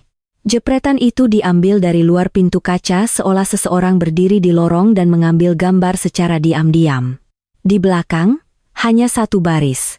"Kamu yakin kamu tidak bersalah?" Aku mencengkeram foto itu erat-erat. Pak Herman menatapku. "Ada apa?" Aku menarik napas dan menyerahkan foto itu kepadanya. Dia memakai kacamatanya dan melihatnya dengan saksama. Alisnya segera berkerut. "Ini dapur kita." "Ya." Dia melihat foto itu lagi dari malam itu. Aku mengangguk. Dia terdiam selama beberapa detik, lalu bertanya, "Apakah kamu melakukan sesuatu pada botol itu?" Pertanyaan itu membuat tenggorokanku kering. Aku mengingatnya dengan jelas. Aku telah masuk dapur malam itu hanya beberapa detik. Aku telah mengambil botol itu. Tapi apa yang telah aku lakukan? Aku mencoba mengingat, tapi pikiranku hanya bisa membayangkan gambaran samar. Botol itu, lampu dapur, dan perasaan ada yang tidak beres. Aku benar-benar tidak ingat, kataku pelan. Pak Herman menatapku lama. Matanya tidak mengandung celaan, hanya kelelahan. Dia menghela napas. Ini semakin rumit. Aku mengangguk. Aku pikir seseorang sengaja mencoba menjebakku. Dia melihat foto itu sekali lagi, lalu berkata, "Kamu harus memberikan ini kepada polisi." Tapi sebelum aku bisa melakukan apapun, ponselku bergetar lagi. Sebuah pesan baru. Aku melihat layar, itu masih nomor tak dikenal. "Kamu sudah mendapatkan fotonya?" Hatiku berhenti. Aku dengan cepat mengetik, "Siapa kamu?" Balasan datang, "Seseorang yang tahu kebenaran." Aku mencengkeram ponselku lebih erat. "Kebenaran apa?" Beberapa detik kemudian, sebuah pesan baru muncul. "Kebenaran bahwa kamu juga menukar botol itu malam itu." Aku berdiri membeku. Udara di ruang tamu seolah membeku. Aku melihat foto itu lagi, gambar diriku memegang botol. Kepalaku mulai berputar. Jika apa yang dikatakan orang itu benar, jika aku benar-benar menukar botol itu, maka semuanya terjadi dengan cara yang sama sekali berbeda. "Ada apa?" tanya Pak Herman. Aku tersentak. Aku tidak bisa memberitahunya tentang pesan itu. "Setidaknya belum." "Tidak ada apa-apa," kataku. Tapi di kepalaku, hanya ada satu pertanyaan. Apakah aku menukar botol itu malam itu? Sore itu, aku memutuskan untuk kembali ke apartemen. Bukan ruang tamu, bukan kamar tidur, tapi dapur. Dapur itu persis sama seperti malam itu. Lemari minuman di sudut, meja dapur batu, lampu putih. Aku berdiri di depan lemari dan membuka pintunya. Di dalamnya ada beberapa botol whisky lain, tapi yang dari malam itu sudah diambil oleh polisi. Aku memejamkan mata, mencoba mengingat. Malam itu, aku masuk ke sini, aku membuka lemari, mengambil botol itu, dan kemudian sebuah ingatan tiba-tiba muncul. Aku ingat. Saat itu, aku merasa botol itu terlalu ringan. Tidak seperti botol whisky penuh. Aku telah mengocoknya sedikit. Mendengar cairan berdesir di dalamnya dan aku berpikir mungkin botol ini sudah dibuka.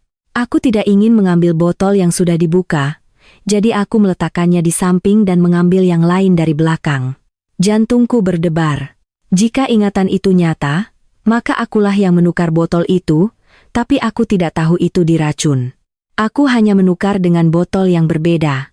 Aku segera mengeluarkan ponselku dan menelepon Detektif Ramli. Dia menjawab setelah beberapa dering. "Nona Siti." "Ya, aku ingat sesuatu." 1 jam kemudian, aku berada di kantor polisi. Detektif Ramli mendengarkan ceritaku, lalu terdiam lama. Lalu dia bertanya, "Anda yakin?" "Ya." Aku ingat botol itu terasa terlalu ringan. Aku pikir sudah dibuka, jadi aku menukar dengan yang lain. Dia menatapku.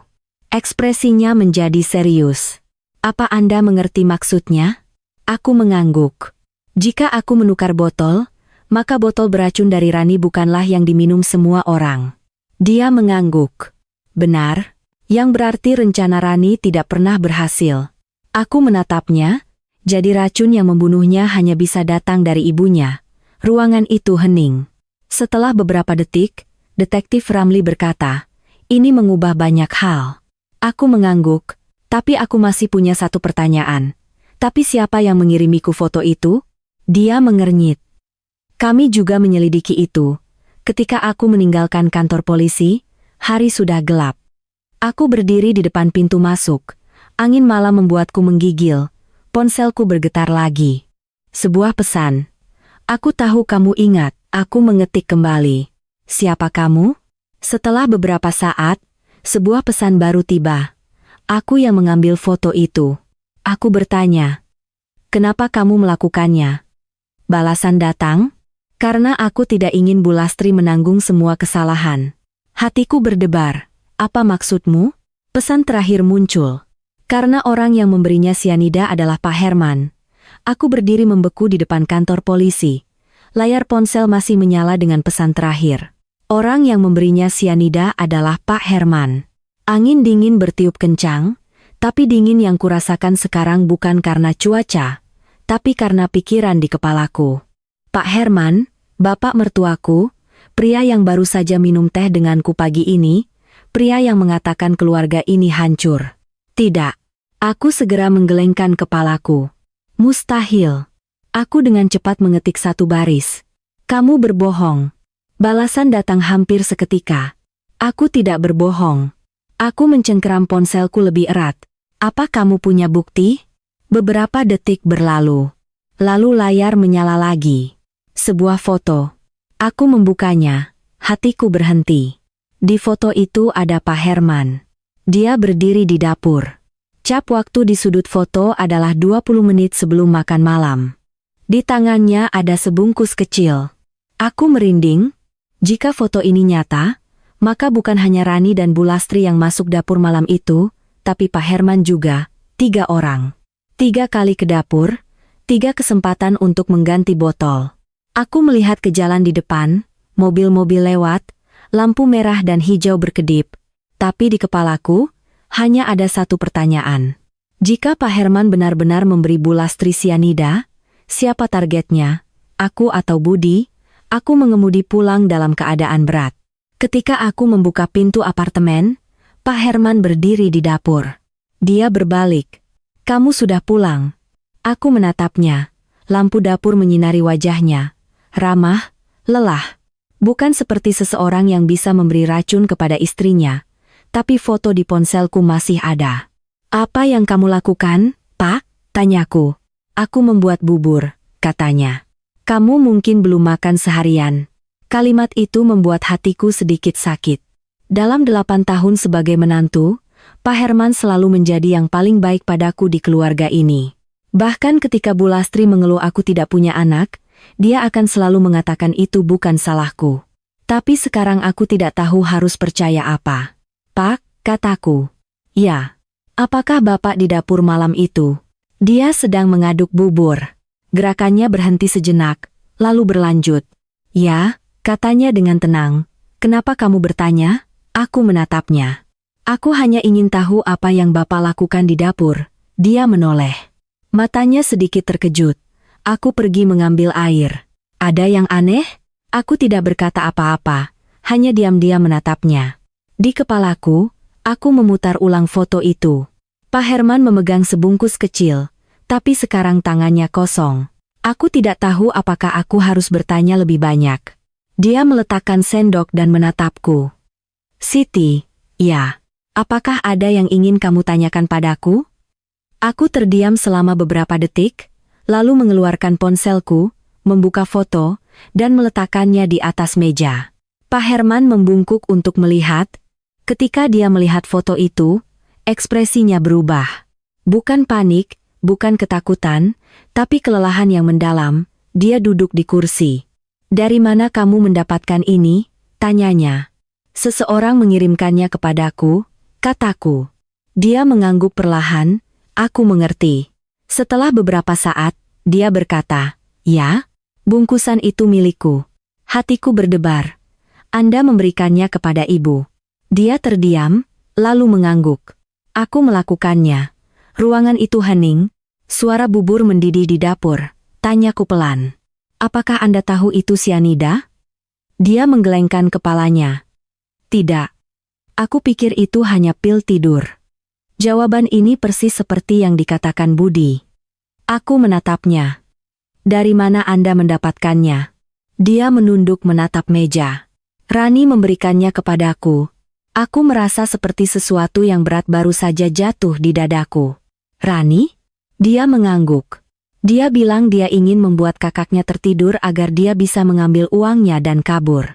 Aku berdiri terpana. Dan Anda setuju? Dia tersenyum sedih. Aku pikir jika Budi hanya tidur beberapa jam, maka semuanya akan baik-baik saja.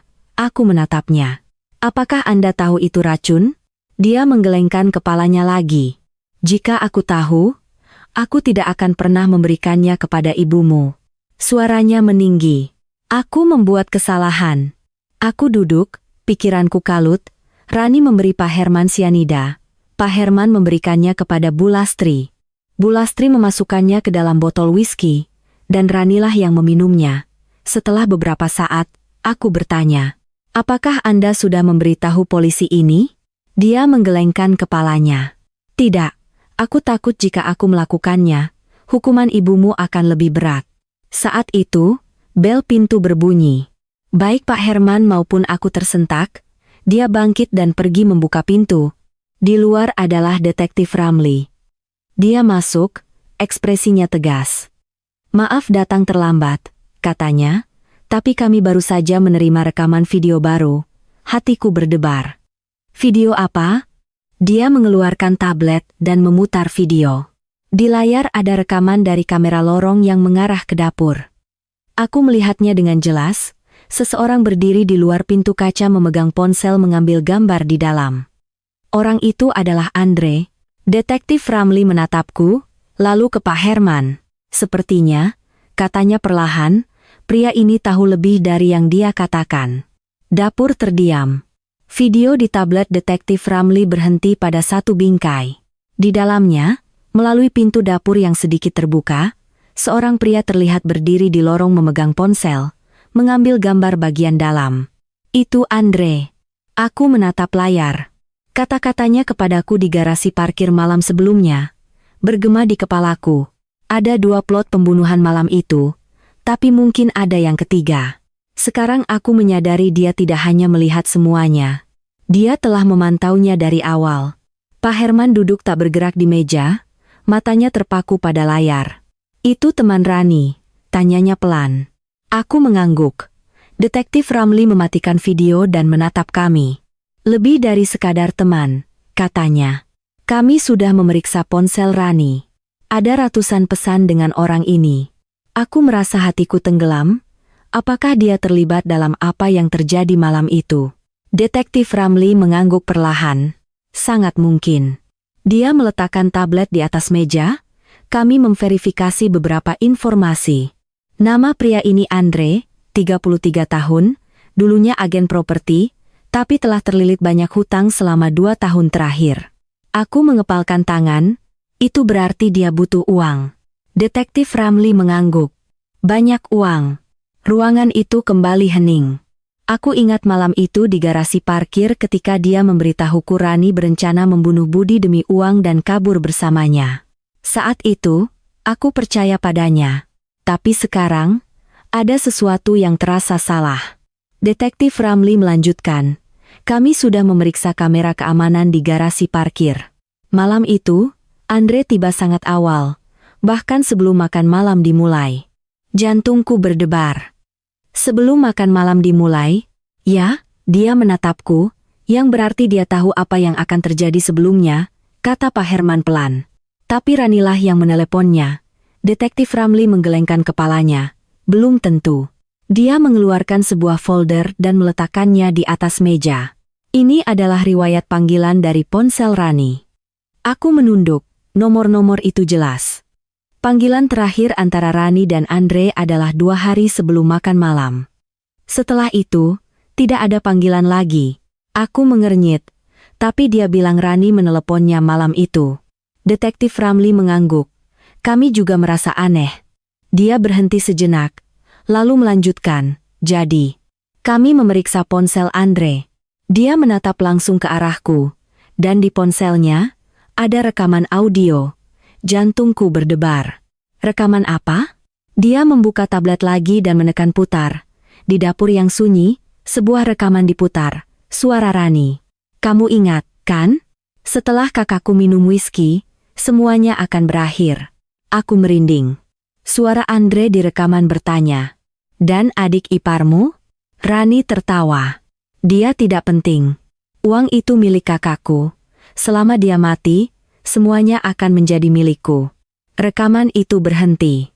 Dapur begitu hening, kamu bisa mendengar detak jam. Aku menatap detektif Ramli. Jadi rencana Rani nyata. Dia mengangguk. Ya, tapi masih ada sesuatu yang tidak masuk akal. Dia menatap langsung ke arahku. Jika Rani berencana membunuh kakaknya sendiri, kenapa dia minum segelas whisky itu? Aku terdiam karena itulah pertanyaan yang paling menggangguku dari awal.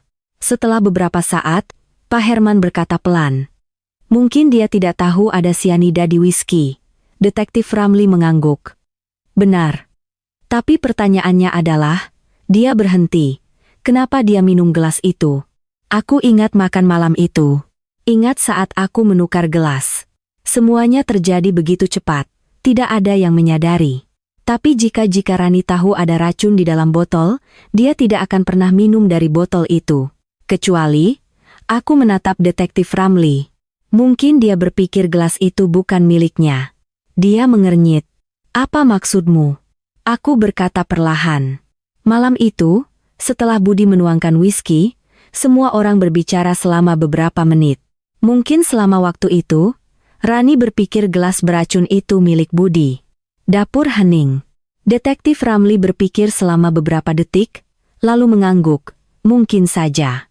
Tapi saat itu, ponselku bergetar. Sebuah pesan baru. Aku melihat layar.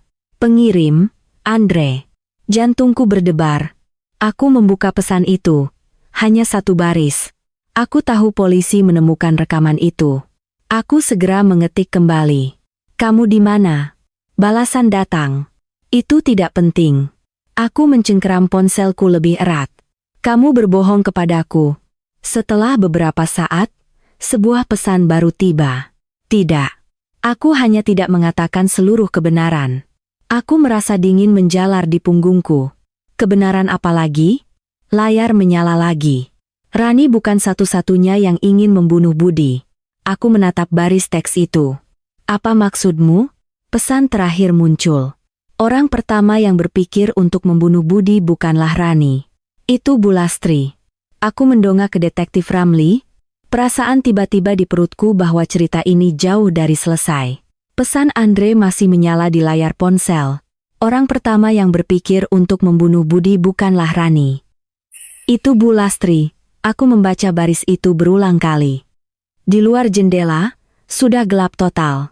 Lampu jalan memancarkan garis-garis cahaya panjang di lantai dapur. Aku mendongak ke detektif Ramli. Dia berdiri di dekat meja, tatapannya tenang tapi tajam. Ada apa? Tanyanya. Aku ragu sejenak, lalu menyerahkan ponsel kepadanya. Detektif Ramli membaca pesan itu, alisnya sedikit mengernyit. Dia tidak mengatakan apa-apa segera, hanya meletakkan ponsel di atas meja. Anda masih berhubungan dengan Andre? Ya, dia yang memulainya. Dia mengangguk, balas dia. Aku menatapnya. Apa yang harus kukatakan? Tanya saja, katanya perlahan. Tanyakan apa yang dia tahu. Aku mengambil kembali ponsel itu, jari-jariku sedikit gemetar. Aku mengetik satu baris. Apa maksudmu dengan itu? Pesan terkirim. Beberapa detik berlalu. Layar menyala karena aku secara pribadi mendengar Bulastri membicarakannya. Hatiku berdebar. Malam itu, balasan datang 3 hari sebelumnya. Aku membaca pesan itu dengan suara keras. Detektif Ramli dan Pak Herman sama-sama mendengarkan dalam diam. Pesan berikutnya muncul. Hari itu, aku pergi ke rumah Rani. Dia belum pulang. Aku menunggu di lorong dan aku mendengar Bu Lastri menelepon. Aku mencengkeram ponselku lebih erat. Apa yang dia katakan? Layar menunjukkan baris teks baru. Dia memberitahu seseorang bahwa jika Budi meninggal, semua uang akan tetap di tangan keluarga. Dapur hening. Pak Herman berdiri membeku. Mustahil, katanya pelan. Aku menatapnya. Pak, apa Bapak tahu tentang ini? Dia menggelengkan kepalanya. Matanya bingung. Aku tidak pernah mendengarnya mengatakan itu. Ponselku bergetar lagi. Pesan berikutnya dari Andre. Saat itu, aku pikir aku salah dengar. Tapi setelah Rani memberitahuku rencananya untuk membunuh kakaknya, aku mulai mengerti. Aku mengetik kembali. Mengerti apa? Balasan datang. Rani tidak membuat rencana itu sendiri. Dia hanya mengulang ide ibunya. Ruangan itu terasa berat. Detektif Ramli berkata perlahan. Ini menjelaskan banyak hal. Aku menatapnya. Apa maksudmu? Dia berkata, jika Bu Lastri adalah orang pertama yang berpikir untuk membunuh Budi, maka persiapannya akan sianida bukanlah tindakan acak. Aku merasa tenggorokanku kering. Itu berarti dia sudah merencanakannya sebelumnya. Dia mengangguk. Benar. Pak Herman duduk. Tangannya sedikit gemetar. Kenapa? Gumamnya. Bu Lastri, kenapa kamu melakukan itu? Tidak ada yang bisa menjawab pertanyaan itu. Saat itu, ponsel detektif Ramli berdering, dia menjawab. Dan setelah hanya beberapa detik, ekspresinya berubah. Dia menutup telepon dan menatapku. Siti, ya, kami baru saja menerima hasil pemeriksaan rekening Bank Bu Lastri. Jantungku berdebar. Ada apa? Katanya perlahan. 3 minggu lalu, Bu Lastri mentransfer sejumlah besar uang ke rekening tak dikenal. Aku menatapnya. Berapa banyak? Repe, 2 miliar. Aku terkejut. Untuk apa uang itu? Detektif Ramli menatap langsung ke arahku. Kami baru saja mengidentifikasi pemilik rekening. Aku menahan napas. Siapa itu? Dia menjawab, Andre. Dapur terasa seperti dibekukan seketika. Aku merasa hatiku jatuh. Andre telah mengambil uang dari ibu mertuaku. Detektif Ramli mengangguk. Ya, yang berarti dia berhenti. Dia bukan hanya teman Rani. Aku segera membuka ponselku, dan dengan cepat mengetik satu baris. Kamu mengambil uang dari Bu Lastri. Pesan terkirim. Beberapa detik kemudian, balasan datang. Ya. Aku menatap layar. Jadi, kamu juga bagian dari rencana itu. Pesan berikutnya muncul. Aku tidak ingin membunuh siapapun. Bu Lastri hanya menyuruhku mengikuti Budi.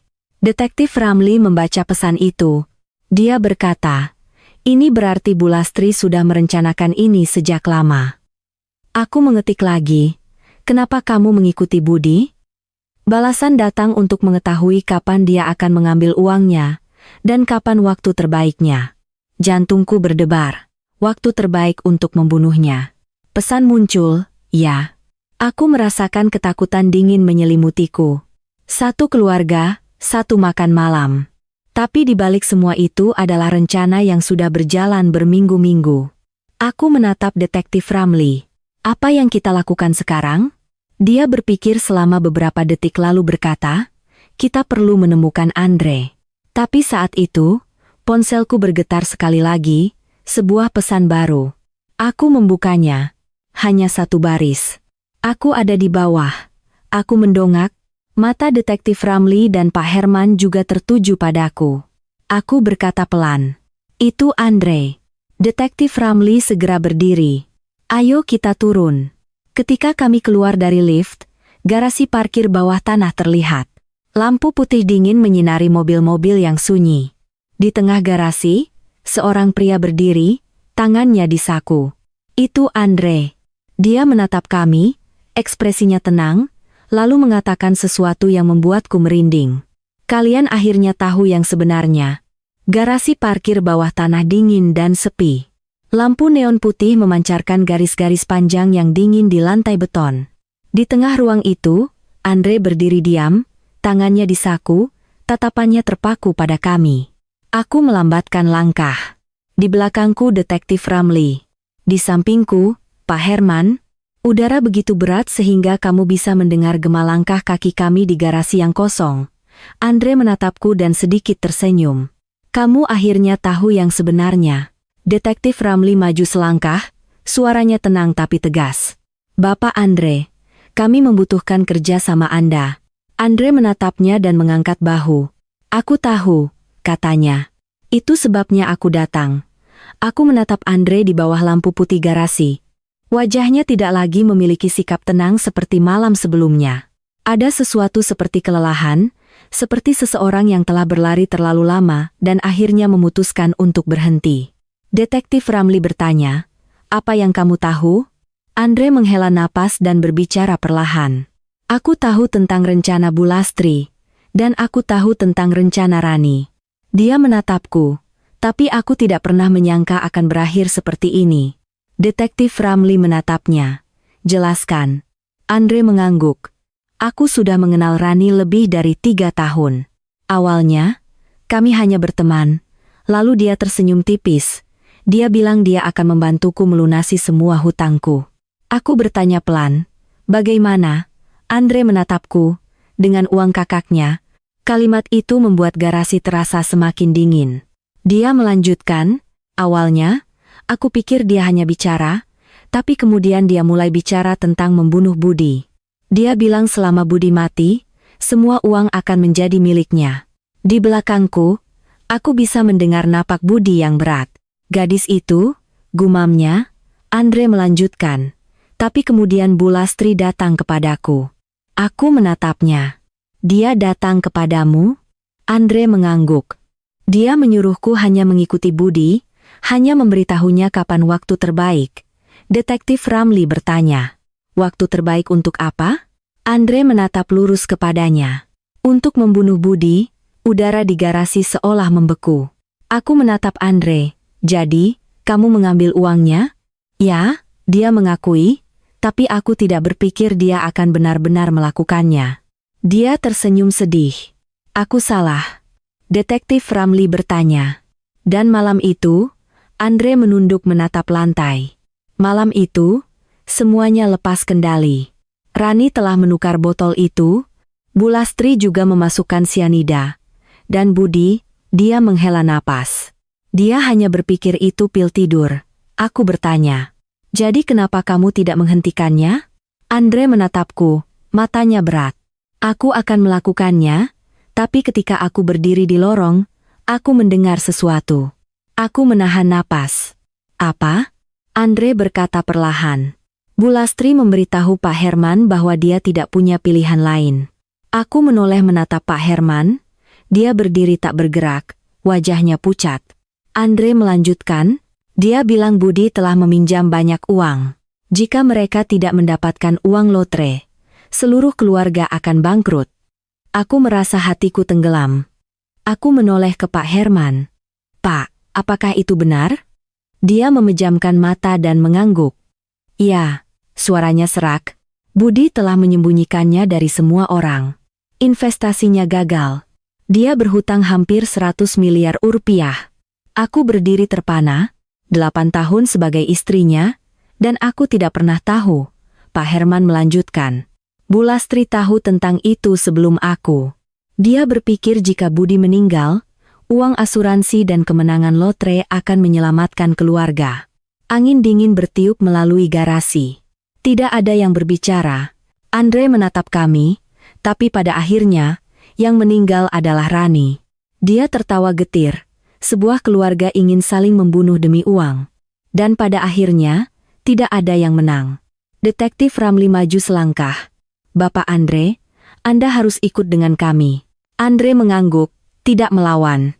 Sebelum dia pergi, dia menoleh menatapku. "Siti," aku menatapnya, dia berkata pelan. "Mungkin kamu satu-satunya di keluarga ini yang tidak ingin membunuh siapapun." Dia berbalik dan polisi membawanya pergi. Garasi kembali hening. Aku berdiri di sana lama, lalu menoleh ke Pak Herman. Dia sudah sangat tua hanya dalam beberapa hari. "Pak," kataku ya. "Aku pikir sudah saatnya ini berakhir." Dia mengangguk. Matanya sedih. Kamu ingin menceraikan Budi, kan? Aku diam, lalu mengangguk. 1 bulan kemudian, pengadilan menjatuhkan hukuman. Bu Lastri dinyatakan bersalah atas pembunuhan. Budi dinyatakan bersalah sebagai kaki tangan. Andre dinyatakan bersalah sebagai rekan konspirator. Dan aku meninggalkan rumah itu dengan sebuah koper kecil. Hari aku pergi, Pak Herman berdiri di pintu. Dia berkata, "Siti, ya, aku minta maaf." Aku menatapnya dan berkata pelan, "Anda tidak perlu meminta maaf." Aku berjalan keluar pintu itu, sebuah pintu yang telah menutup 8 tahun kehidupanku. Banyak orang berpikir memenangkan lotre adalah berkah. Tapi terkadang uang tidak membawa kebahagiaan. Itu hanya membuat orang mengungkapkan sifat asli mereka. Dan aku hanya beruntung malam itu bahwa aku menukar gelas. Kisah Siti berakhir, tapi resonansinya membuat siapapun yang mendengarnya terdiam lama. Sebagai narator dan sebagai seseorang yang telah mendengar banyak kisah hidup, aku benar-benar ingin mengatakan beberapa hal kepada Siti.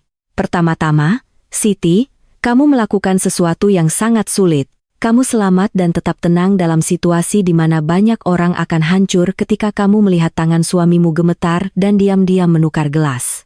Itu bukan hanya refleks kewaspadaan. Itu adalah intuisi seorang wanita yang telah bertahan terlalu lama, yang telah mengamati terlalu banyak keanehan di keluarga itu. Tapi yang paling merenungkan dalam cerita ini bukanlah tiket lotre 400 miliar rupiah. Hal yang paling menakutkan adalah bagaimana uang menelanjangi orang. Seorang ibu bisa merencanakan untuk membunuh putranya sendiri. Seorang saudari bisa merencanakan untuk membunuh kakaknya sendiri. Seorang suami rela memasukkan racun ke minuman istrinya. Ketika keserakahan dan ketakutan kehilangan uang bergabung, ikatan keluarga bisa menjadi begitu terdistorsi sehingga tidak dapat dikenali. Siti melakukan hal yang benar dengan pergi. Beberapa pernikahan tidak berakhir karena kurangnya cinta, tapi karena seseorang menyadari bahwa bertahan tidak lagi aman. Sebuah rumah di mana kamu harus waspada terhadap setiap gelas air, setiap makanan bukan lagi keluarga. Aku juga ingin mengatakan kepada mereka yang mendengarkan cerita ini, jangan pernah berpikir bahwa uang bisa menyelesaikan segalanya. Dalam banyak kisah hidup, uang tidak mendekatkan keluarga, itu hanya mengekspos retakan yang sudah ada.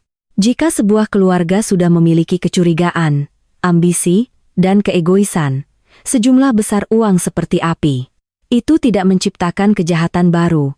Itu hanya membuat kejahatan yang ada membakar lebih dahsyat. Dan bagi Siti, mungkin pelajaran terbesar bukanlah tentang memenangkan lotre. Pelajaran itu adalah bahwa ada orang-orang dalam hidup yang harus kita miliki keberanian untuk tinggalkan, tidak peduli berapa tahun kita telah terhubung. Karena terkadang pergi bukanlah kegagalan. Pergi adalah satu-satunya cara untuk menyelamatkan hidupmu, harga dirimu, dan masa depanmu. Aku percaya bahwa setelah semua yang dia alami, Siti bukan lagi wanita lemah 8 tahun yang lalu. Orang yang keluar dari rumah itu dengan sebuah koper kecil sebenarnya membawa hal-hal yang paling berharga, kejernihan dan kebebasannya. Dan bagi siapapun yang mendengarkan cerita ini di saluran ini, jika Anda mengambil satu hal, ingatlah ini. Uang dapat mengubah hidup Anda, tetapi karakterlah yang menentukan nasib seseorang dan seluruh keluarga. Jika Anda merasa cerita ini merenungkan, silakan bagikan agar orang lain dapat mendengarkan dan merenungkan. Terkadang hanya satu kisah hidup cukup untuk membantu seseorang menjadi lebih jernih dalam menghadapi godaan uang. Anda sudah boleh pergi, kata Pak Herman, berdiri di pintu. Dia berkata, "Siti, ya, aku minta maaf." Aku menatapnya dan berkata pelan, "Anda tidak perlu meminta maaf." Aku berjalan keluar pintu itu, sebuah pintu yang telah menutup 8 tahun kehidupanku. Banyak orang berpikir memenangkan lotre adalah berkah, tapi terkadang uang tidak membawa kebahagiaan. Itu hanya membuat orang mengungkapkan sifat asli mereka. Dan aku hanya beruntung malam itu bahwa aku menukar gelas.